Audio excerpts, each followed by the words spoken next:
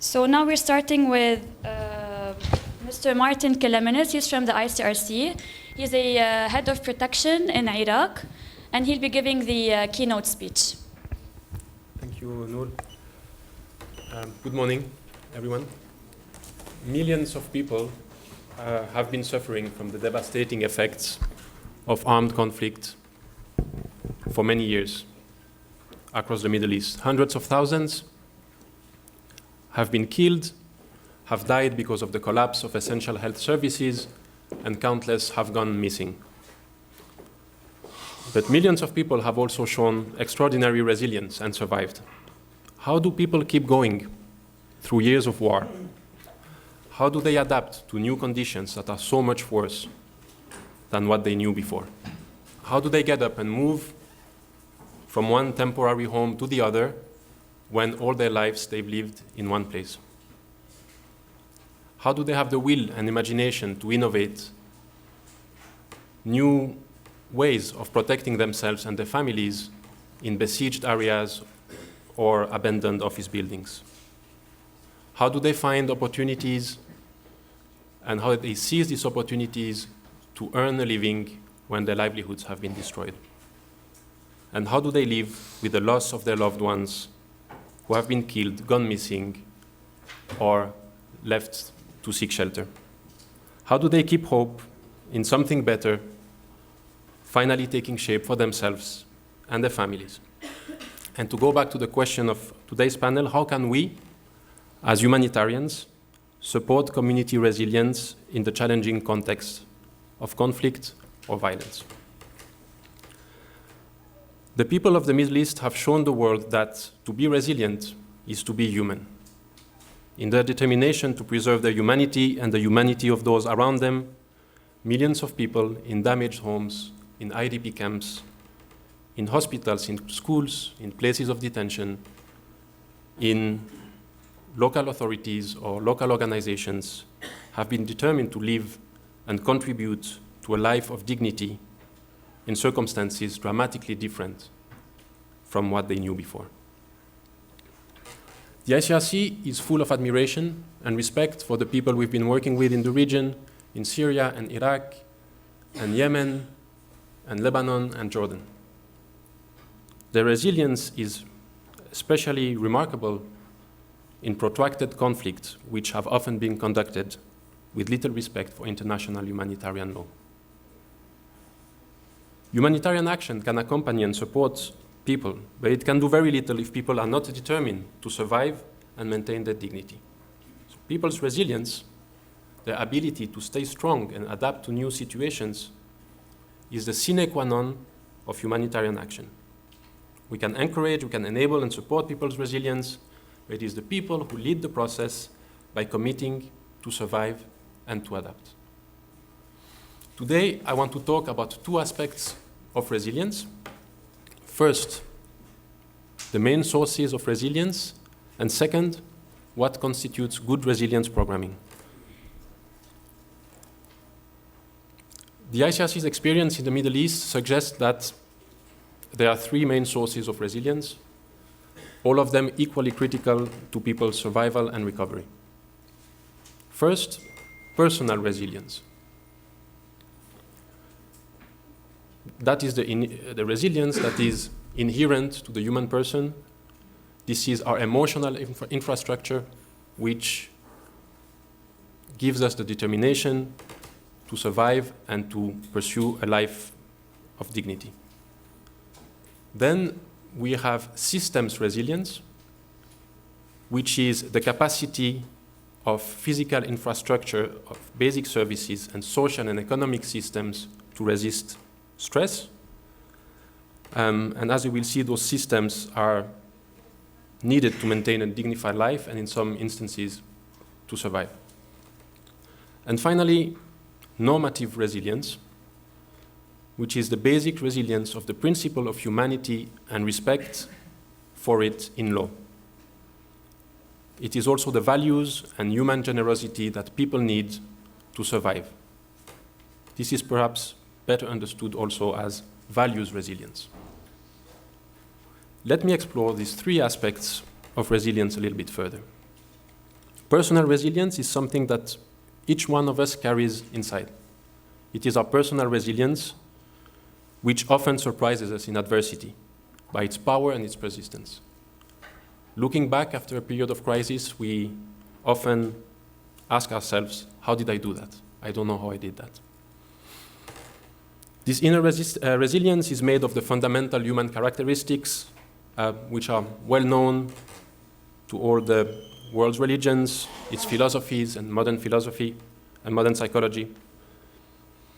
This personal strength is made of determination, courage, the deep desire to protect loved ones, an innate ingenuity and adaptability, patience, and a belief in something better than today, a firm hope that it will eventually happen, and if not for us, for our children. These core human strengths create our personal emotional infrastructure, which, if it can endure, gives us the will and vision to survive, adapt, and make a new life. And very importantly, this inner resilience is really our insistence on a life with dignity. Secondly, the resilience of systems and its importance in every person's life. We are social beings. We live in and by community. It is our social networks of families, friends, work, as well as good new people who come into our lives as host families, unexpected helpers, or new employers, which make up the social systems we need to survive. Basic infrastructure, basic services, and the economy are also systems. And the resilience of all these systems is profoundly important to people's individual resilience. People depend on these systems as much as they depend on themselves. Without jobs or income, without shelter, without food systems, water system, health system, education, telecommunication system, and humanitarian systems of all sorts, living a dignified life is extremely difficult.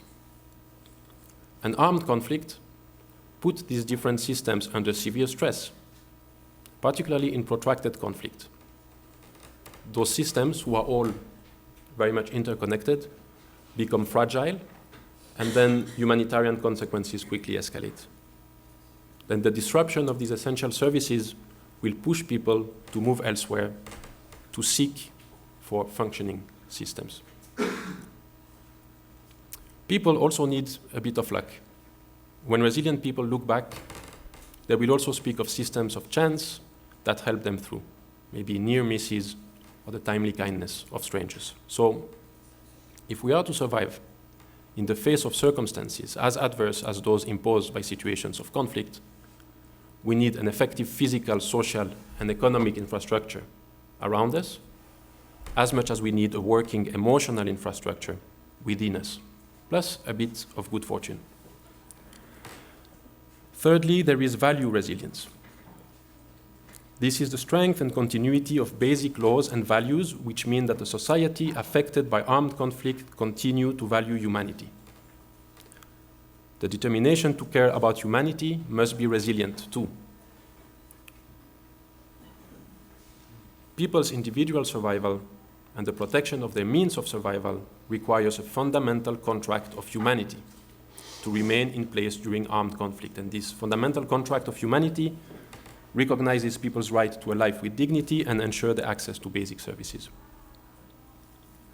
In armed conflicts, these basic norms are all set out in IHL, International Humanitarian Law. And all states and non-state armed groups have the obligation to respect the rule of war and to do all in their power to ensure the protection and assistance of the civilian population and other protected persons, such as the displaced, the detainees, the sick, and the wounded.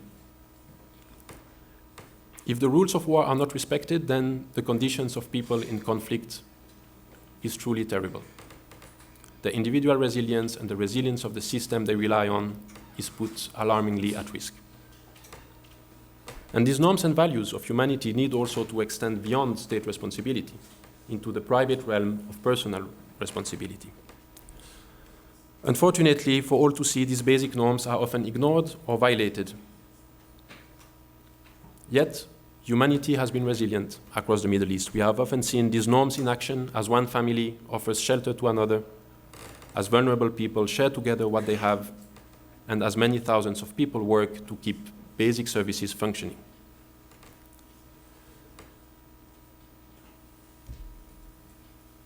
I will now say a word about, share some thoughts about programming for resilience. If these are the three main sources of people's resilience in armed conflict, then how does the ICRC work to encourage them and support them every day across the Middle East? Starting with personal resilience.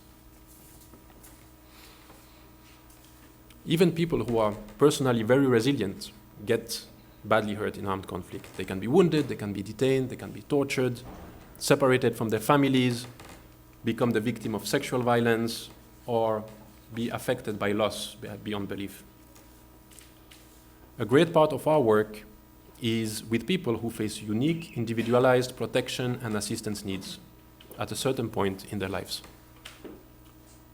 These people often have enormous inner resilience, but they face a major challenge to adapt to dramatically new circumstances, as someone who is disabled, traumatized, or simply cut off from his family. Our programs can support them as they learn to survive in a new situation, healing the wounded, comforting the sad, trying to improve the conditions of detention, or helping people to live in freedom again after detention. The support we can bring often involves intimate psychosocial care and a financial safety net of some kind, ensuring that a person has an income and then is connected into wider systems of health, work, and welfare. An example is the Iraqi program for women-headed households that we have been implementing in Iraq since 2011 and which continues to these days, which has supported the resilience of more than 7,000 widows or wives of missing persons and assisted them in registering into government welfare systems, and sometimes also starting a business through microeconomic initiatives. And by doing so, these women have secured their independence and have been able to self-support their own dignified life. And these women were better prepared to resist the consequences of the new wave of conflict in 2014. Indeed, interventions nowadays often involve cash transfers, and the Middle East has become the site of the largest ever cash program in humanitarian history. And inherently, we find that cash can increase people's resilience. It can give them autonomy and choice and increase their personal agency. It can boost a person's independence of action and put them in charge of their well-being. And even in emergencies, we also need to think about how we can address the personal resilience of the people we seek to help. That is also done by addressing longer-term needs, even in an emergency intervention. An example that comes to mind is the action of the ICRC to provide people with disabilities inside IDP camps with orthopedic services. So orthopedic services is hardly something that is part of your standard relief package, yet the ICRC located those people in camps and then helped them travel through checkpoints and access ICRC-supported orthopedic centers in the nearest town.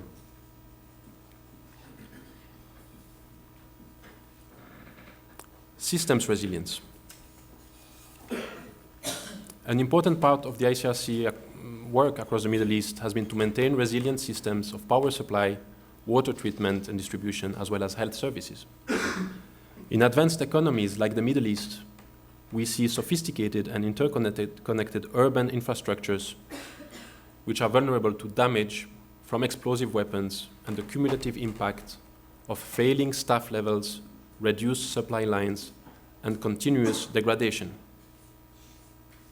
The domino effect of damaging critical infrastructure, particularly in densely populated areas, has been well documented. In parallel to sensitizing parties to the conflict, the ICRC has been working with local authorities across the region to ensure the resilience of this system of basic services, without which even the most resilient person would struggle to survive and protect his family.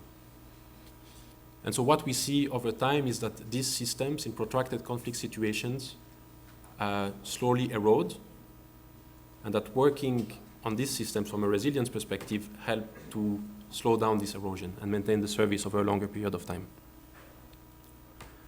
And this kind of system support sees the ICRC working easily across the so-called humanitarian development nexus, because the continuity of development infrastructure is essential to meeting the long-term humanitarian needs of people affected by protracted conflict.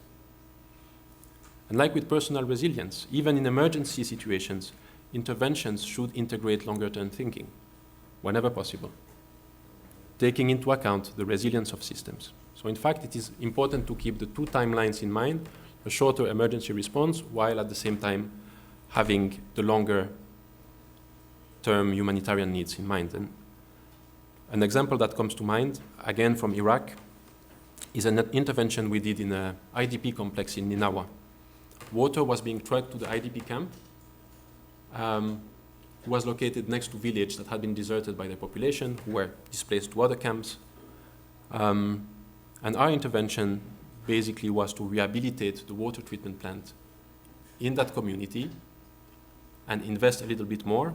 And while addressing the immediate needs of the IDP population, we're also addressing the future needs of the returnees, which we would expect would come back at some point in the village. Not all systems are formal systems. One mark of resilience is people's ingenuity and their ability to adapt and innovate new coping systems when old systems are destroyed, are breaking down, or are beyond their reach. And you may have seen the broad online campaign that was launched by enthusiastic residents of Mosul to restore and refill the university library while fighting in West Mosul was still raging. So the appeal of this group of Mosulis was heard broadly among residents, civil society, private businesses, and many responded positively in Iraq and abroad, including the ICRC. And generally, technology has transformed many of the services we provide, and they are also relevant to, and this is also relevant to resilience and to systems because of the role of networks. A good example is the family link services of the ICRC, where the focus has been shifting from the direct delivery of family news to simple connectivity services, enabling people to charge their mobile phone, get online, and connect with their relatives. And of course, another type of systems are the social systems that we see at the level of the community, and strengthening self-protection at this level is an approach that has proved useful in many contexts of armed conflict or other situations of violence, offering new venues for protection programming. And examples that come to mind is the setting of early alarm systems, again using mobile technology, also helping communities to develop contingency planning around schools. Those are just two examples out of many that we implement together with the communities. And here the intervention, even the protection intervention, is designed jointly with the community. Local systems are resilient systems. In protracted conflict, it is essential that local actors are empowered to achieve humanitarian goals. And the ICRC, first and foremost, is a direct implementer of humanitarian services, but we remain committed to the principle of partnership in humanitarian action. And we agree with the localization motto, as local as possible, as international as necessary. And the commitment to local international partnership drives our collaboration with local authorities, national ministries, national societies of the movement, and a variety of local community associations. And in fact, we will admit that without the buy-in of local service providers, the interventions are likely to fail. And we also have experienced this in Iraq, where a healthcare facility that we rehabilitated ended up being empty, an empty shell, because local capacity was not here. So resilience is really best made together. And when we are failing, we need to be advised by our local contacts and partners. Otherwise, our own resilience is also at risk. Finally, values resilience and how to program for values resilience. At every moment, in every country across the Middle East, the ICRC, National Red Crescent and Red Cross societies, the International Federation work tirelessly to ensure the resilience of humanitarian norms and values in the hearts, the minds, and the policies of relevant authorities and citizens. The principle of humanity and the rules of war are embodied in the emblems worn on the bodies of thousands of volunteers across the Middle East and in the humanitarian action they deliver every day. Our Red Cross and Red Crescent movement is just one of many humanitarian movements in the Middle East. Countless organizations, large and small, are keeping the principle of humanity alive and resilient. This values resilience is essential to people's own resilience, and it is impressive. The Arab world has some of the largest national societies in our movement, with an admirable track record of determination, sacrifice, and resilience. It also has many of the most generous host communities who have made room for people in trouble and welcomed them into their homes, communities, and societies. At the same time, we see much divided, very fragmented communities, and this is the reality in the region. And the environment in which we are working is extremely polarized. And in this context, there is an unfortunate tendency to consider that the end justify the means, and that there can be exceptions to IHL because one's situation or one's cause is exceptional. And here we need to be very clear that IHL cannot be put aside. If it is, we will just perpetuate the cycle of resent and grievances and plant the seeds for the next crisis. Reconciliation starts the first day of the conflict in the way the enemy, the internally displaced, the detainee is treated. Once a conflict breaks out, abiding by IHL is an important contributor, if not a requirement, to win the peace and prevent future crises. So we cannot stress enough the importance of the respect of the law and for humanitarian workers to support the resilience of our shared humanitarian values and the norms they underpin. To go back to one of the questions of the panel, can we afford not to include resilience as a central component of our response in conflict situations? To this question, the right answer is that we can certainly not afford not to. I hope this introduction has set the scene. It shares the ICRC's understanding that resilience is about people, systems, and norms. And I look forward to learning much more about these three dimensions of resilience in today's important panel. Thank you.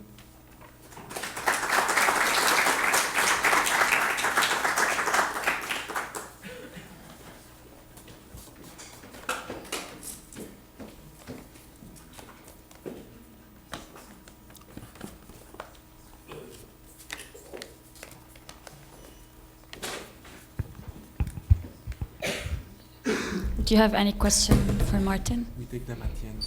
We'll take them at the end. Yeah. Okay. So now we'll be moving into panel one, chaired by Mr. Nicholas Houghton, the Diplomatic Advisor for the Near and Middle East in the International Committee of Red Cross.